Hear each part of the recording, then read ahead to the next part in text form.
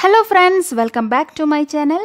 അപ്പോൾ ഇന്ന് ഞാൻ നിങ്ങൾക്ക് മുന്നിൽ അവതരിപ്പിക്കുന്നത് ലഞ്ചിനും ഡിന്നറിനൊക്കെ ഒരുപോലെ നമുക്ക് ഉണ്ടാക്കാൻ പറ്റുന്ന എനർജി പാക്ഡ് ആയിട്ടുള്ള ഒരു റൈസ് റെസിപ്പി ആയിട്ടാണ്.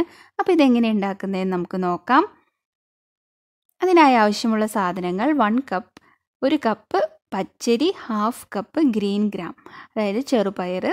ഇത് 2 പേർക്ക് കഴിക്കാൻ പാകത്തിനാണ് കേട്ടോ ഞാൻ ഉണ്ടാക്കുന്നത്.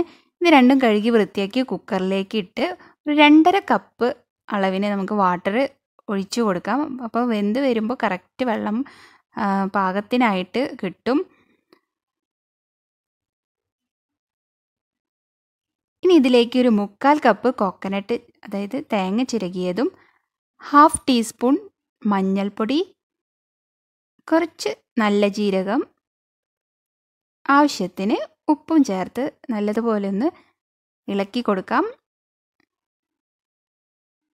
ഇത് നല്ല ടേസ്റ്റാണ്. ഇതിന് വേണ്ടി നമുക്കിനി വേറെ കറിയൊന്നും നോക്കണ്ട, ഇത് അങ്ങനെ തന്നെ കഴിക്കാനായിട്ട് പറ്റും. ഇനി ഇത് മൂടി വെച്ച്, കുക്കറിൻ്റെ മൂടി കൊണ്ട് മൂടി വെച്ചിട്ടൊരു 8-10 വിസിൽ മതിയാവും.